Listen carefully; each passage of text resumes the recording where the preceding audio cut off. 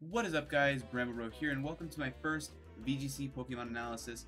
This idea obviously came from Cybertron, but I think all VGC 15 he's only done like 6 Pokemon, and I want to do it. I'm not going to recover anything he's done, but I want to do ones that he has not done yet, and probably will not do, or just ones that he hasn't done yet. I don't know. I haven't really planned this far ahead yet, but here it is, Mega Metagross, my first VGC analysis. So if you do like VGC content, I will be doing some of it every Friday, whether that's battle videos or analyses, whatever. I'm going to be doing some VGC stuff, so if you do enjoy that, make sure to subscribe, and let's get right into this analysis.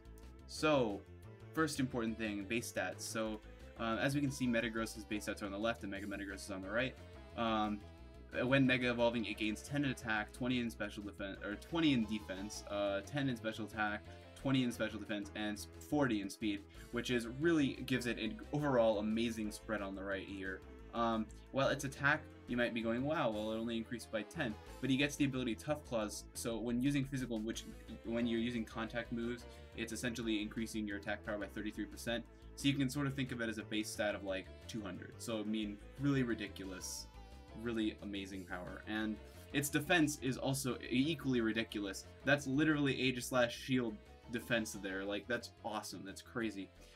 Special attack, I mean, no one really uses special Mega Metagross. I've never heard of that before, but its special defense is also really good. Not the best. There's a lot of, I think most of its worries in the meta right now are special threats, other than like Sucker Punch, but I mean most of its special threats. And its speed is obviously probably the selling point. 40 increase lets it get to 110, and a lot of the common Pokemon in the meta are 100, which makes it really good in that regard. So moving on to what makes Mega Metagross so great. The first thing is that Metagross in not Mega form has Clear Body, which helps against Intimidate. So let's say you're leading Metagross and your opponent leads Lando T, you're going to be able to stay at your full attack power, and he's going to have to swap out and swap back in if he wants to get that Intimidate off onto you. Of course, Mega Metagross also gets Tough Claws, which makes it extremely powerful, like I've already said, with the increase in 32% power. 110 base speed, of course, allows it to outspeed many of the base 100 Pokemon in the format, like Mega Kangaskhan, which is obviously the most common Pokemon in the entire format. Its increase, it has incredible defense and decent special defense. And it has a pretty varied move pool, which allows for some unpredictability. Of course, the majority of them are going to be running the basic Iron Head, Zen Headbutt, probably Ice Punch and Protect, but there's also some moves that might catch you off guard, which I'm going to also tell you about.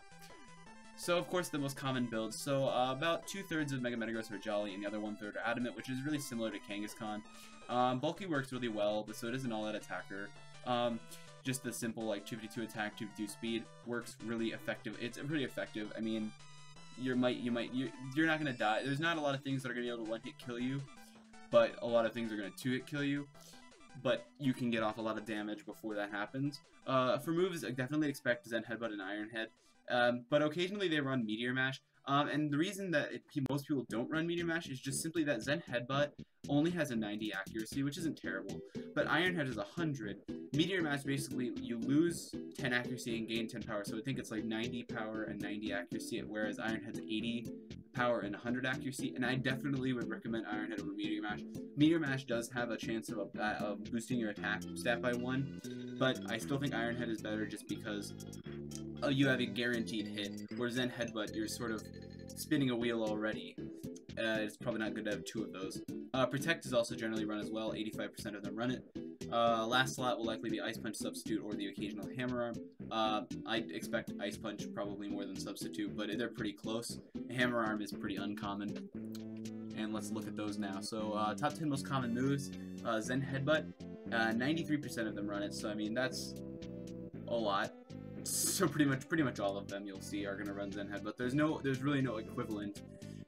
Whereas Steel does have some equivalent moves you could try. Zen Headbutt really doesn't have a replacement, and you sort of need it there. Protect, obviously, then is the second most common. Iron Head, and then we start to get to where it's a little bit more varied. Substitute at 40. Oh, it also Substitute is more, never mind. That's kind of surprising to me, actually. Ice Punch at 37, so both of those are sort of going to be a toss-up, which is you're gonna have to make sure you don't have any, like, you'd be worried about having Lando T's in the field against Mega Metagross, because that Ice Punch is gonna come out once in a while. Then you get Bullet Punch at 24, which I don't know if anyone runs Bullet Punch as a substitute to Iron Head. My guess is that they run both, whereas Bullet Punch would be like a replacement for Ice Punch or substitute, which makes sense to me, I guess. Meteor Mash probably isn't run at the same time as Iron Head, though, because that wouldn't make any sense. I think that that's probably run at the same time, or run separately from Iron Head, but Bullet Punch might be run at the same time, so keep that in mind. You could have a Metagross against you that has both Iron Head and Bullet Punch, and seeing Iron Head you shouldn't write off the possibility of Bullet Punch. And then you get the less common Hammer Arm, Earthquake, Rock Slide. Hammer Arm, I understand why that would be a good thing against like Mega King is kind of whatever, but I wouldn't recommend Earthquake and Rock Slide, as I think Lando T fills the role. Actually, Lando T gets superpower, so I think those last 3 moves really are thing. If you really want those last 3 moves, just use a Lando T. That's probably a better thing to do anyway, especially if you're running Scarf. You can actually probably be faster than, or yeah, you can be faster than Mega Metagross, obviously. But yeah, that's just my thoughts on it. So just basic spreads here. This is a simple sweeper, of course. Jolly Nature, 2d2 attack, 2d2 speed, incredible power, incredible speed, and it's still bulky. So I mean, without any investment. So I mean, you've got an all-around really great thing here. You're going to be able to outspeed a lot of things and kill them with Ice Punch. Like, you'll outspeed like Adamant or Modest Mega Salamence, which is crazy, and you can kill it. I mean, it's awesome. So definitely look into that spread, and it's just got amazing power. This spread is my favorite, though, over the other one. This is a substitute spread by Major Bowman. He won Missouri Regionals. I think it was Missouri. He won a Regionals with it. I think it was Missouri. But so basically what this spread does, it of course runs substitute. That's the main selling point. So 44 HP, 164 attack, 44 defense, 4 special defense, and 252 speed. So you're not losing anything in the speed. You're basically just losing a little bit of attack and just for a little bit of bulk. So essentially the point of this spread is that 44 HP gets Mega Metagross up to exactly 161 hit points, which basically means that when you use substitute, when substitute essentially takes a fourth of your Pokemon's health, so it's going to be taking 40. So essentially you can set up 4 subs. And this is basically was done in order to circumvent Sucker Punch, because first of all, you can't get hit by Sucker Punch when you're setting up a substitute, which I know in using this spread happens a lot, and it's awesome. And then if you set up the sub and do attack, and they Sucker Punch you, of course their first hit, even at, let's say even their Power Up Punch at a +2, the first hit's gonna break sub, second hit's not gonna do much. Second hit is gonna do a little bit of damage, but then you can set up a sub next turn. You know, and the point of it is really that you can set up 4 subs in a row and still be at 1 HP, which is really good, and I definitely recommend trying this spread out and doing some calculations for yourself and just seeing how amazing it is. But of course, I've got some calculations here for you to see just on the offensive side where the limits are, basically. I didn't do any, well, I did one at the bottom that was a guaranteed OHKO, but most of them are just chances. I wanted to show you where the limits are on these spreads. So the first 3 are just of the basic sweeper. 75% chance to OHKO a 252 HP, 92 plus to bold Amoonguss, which is really crazy and really powerful that you're able to do that. Amoonguss is definitely a threat in the meta and a very annoying Pokemon in general to me. Spore is annoying. And next spread, a calc here is 252 attack, Tough Claws, Mega Metagross that has been intimidated using Ice Punch against a 164 HP, 4 defense, Landorus T. Says a 75% chance to OHKO. And again, if they were to lead Lando T and you still had your Clear Body, you wouldn't be intimidated, but in case they swapped in later, the Ice Punch, you're still going to outspeed unless they're running Scarf, but even still, Earthquake's not going to kill you, and especially if you're behind a sub. And then 252 attack, Tough Claws, Mega Metagross, Zen Headbutt versus a 180 HP, 76 defense Mega Venusaur, only as a 25% chance to HKO, but that's really good. I mean, 25% chance is very solid against a Pokemon that's that bulky, and definitely is something that's very good, and you should do it. Because Mega Metagross is also, or Mega Venusaur, sorry, is annoying in the same way that Amoonguss is with Sleep Powder, and it's good to get it off the field, because that thing is really annoying and can really tear some things up if they put enough of your Pokemon to sleep. And then looking at the other spread, this is just to show you that there's still a lot of offensive pressure when using 164 attack even. So as you can see here, it has a 31% chance to OHKO 252 HP, 156 plus defense Clefable, which is a very defensively bulky fairy type. And yeah, that's just, it's just that it gives you an idea. I mean, of course, that calc at the bottom is just showing you that even a bulky Sylveon is going to die to your Mega Metagross no matter what.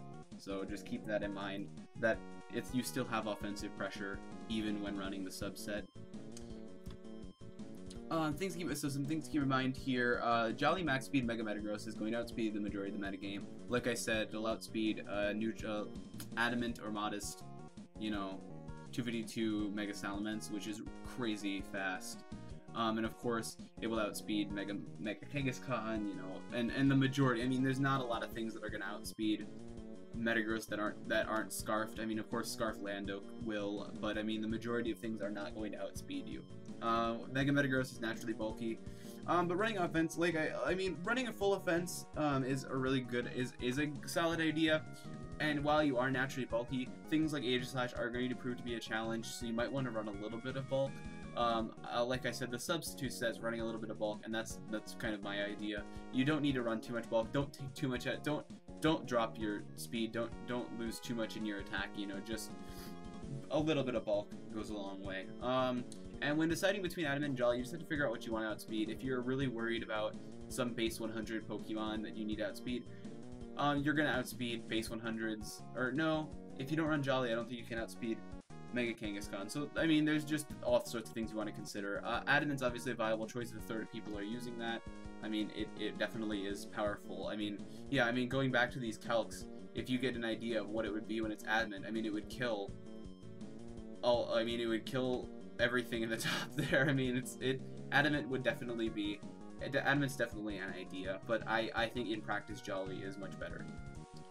And so quickly, some partner Pokemon. Hydreigon, I think, is a very good partner. They both cover each other extremely well. While Hydreigon's going to be able to take care of your Aegislashes and your Heatrans that threaten Mega Metagross, Mega Metagross is going to be able to take care of all the fairies that threaten Hydreigon. That's my favorite. That's what I partnered it with. That's my favorite thing to partner with. Lando T also works really well as a partner. You're going to be able to intimidate anything on the other opposing side, as well as Earthquake and Rock Slide the Charizards and Heatrans that are a threat to Mega Metagross, assuming you run Protect on Mega Metagross so you don't accidentally Earthquake yourself. Terrakion works well for the same reasons. You're going to be able to take out the Mega Kangaskhan's, you're going to be able to take out the Charizards, and if you're running Earthquake, you're going to be able to take out the Heatrans. You know, just sort of helping Mega Metagross take care of what it needs to. Mega Metagross also likes to be partnered in Rain. I think that's also a really good strategy, is to run it in Rain, because you're going to be able to deal with that fire weakness extremely well, taking out the same things again, the Charizards, the Heatrans, but as well taking out in Rain the Politoed that you have probably next to Mega Metagross, to be able to take out the Lando T's and the Tyrannitars and the Excadrills, you know, things like that aren't as threatening to Mega Metagross. You know, Excadrill's Earthquake is powerful, but I don't think it's like, because again, he has 150 base defense, so I mean, keep that in mind. So what really does beat Mega Metagross? I think that Aegislash is probably his best counter along with Charizard Y, but I'll get to Charizard Y in a minute.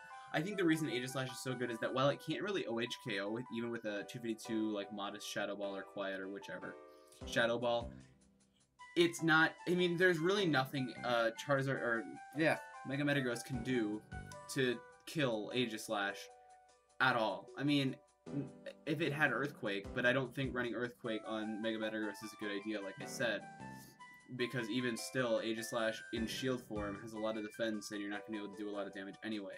So I think Aegislash really is a good counter, especially if it's sub Aegislash. Oh my god, sub Aegislash against Mega Metagross is not a fun game to play. Bisharp is also a really good counter with Sucker Punch, massive damage, of course. I'll be getting to those calcs in just a second. Kangaskhan Sucker Punch is massively painful, of course. If it gets to +2, it's going to kill you no matter what. So, I mean, you want to make sure that it doesn't get to +2. Of course, if you're running the subset, the Sucker Punches don't really matter to you that much. But Charizard Y is also really good against Metagross. Probably the second most, I think, the second best counter to it, because its Heat Waves and Sun are going to kill it no matter what. And there's not a lot Metagross can do to Charizard Y. The reason I think Aegislash is better is just because Charizard Y is not as defensively strong, and a Zen Headbutt from Metagross that will hit before his Heat Wave will do decent damage to it. Not kill it, but I mean do about 2/3 of its health, you know, so that's something to keep in mind. But I think Charizard Y is very good. I think Heatran's also really good. for the same reason that Aegislash is very good, is that it's very it's got a good defense. You know, the steel type definitely helps with that, but it's still got good offensive pressure nonetheless. And Pokemon with Intimidate in general, I don't think that Landorus might be not be the best thing against it because of the possibility of Ice Punch, but things like Scrafty that can't get hit by Psychic, or Arcanine that can kill it easily, stuff like that is probably your best bet. So these are just some defensive calcs. 2v2 attack, Life Orb, Bisharp, Sucker Punch is going to have a 31% chance to OHKO, and then looking at the more defensive sub-spread, it's not going to be able to even kill, so that's one nice thing. And as you can see, a Heatran's Heat Wave, regardless at 2v2 plus, is not going to kill no matter what, regardless of which spread you use. And then a 44 modest special attack, Mega Charizard Y Heat Wave and Sun will guaranteed OHKO. Yeah, so keep that in mind, and that's obviously calculated for doubles if there's 2 Pokemon in the field. If you're the last one in the field, of course you're gonna die no matter what. But I mean, this isn't even keeping in mind things like Flamethrower, Overheat. I think Charizard Y is extremely good against Mega Metagross and should definitely be considered. So just as some closing words, some conclusion, Mega Metagross is very powerful, and you should definitely prepare for it. And I know it's not the most common meta, but to me it looks like it's gaining a lot of traction in the meta right now, and that it's getting a lot more used, which I think is good because it's really good, and you just need to make sure you have a way to take care of it. When it's on the field, you just want to try and kill it as fast as you can before it does too much damage, because that's basically what it's gonna do. It's not a status or it's not anything like that. It's gonna do some hard hits, and you want to make sure it's not doing like crippling your entire team, and you know that's never something you want. And if you do see Metagross in Team Preview, you want to make sure that your lead's going to be able to handle it if it does come in Mega Evolved. You don't want to, you know, lead like a fighting type and a fairy type. That's probably not what you want to do. You want to make sure you have some hard counters to it. I know Charizard Y is really common in the meta, so if you're running one of those, you should be fine. There's not much Mega Metagross can do to that. If you're running an Aegislash, you'll be fine. I mean, Mega Metagross has its amazing strengths, but it has some very big flaws that you should be able to exploit, you know, but it's still something it's a very good Pokemon. I'm not saying it's not. I wouldn't have done this analysis if it wasn't. But thank you so much for watching, guys. If you did enjoy this video, please be sure to leave a like, maybe and subscribe. I'll be doing one of these every Friday, or at least something VGC every Friday. I'll try and do an analysis as often as I can. But yeah, thank you so much for watching, and I hope you enjoyed.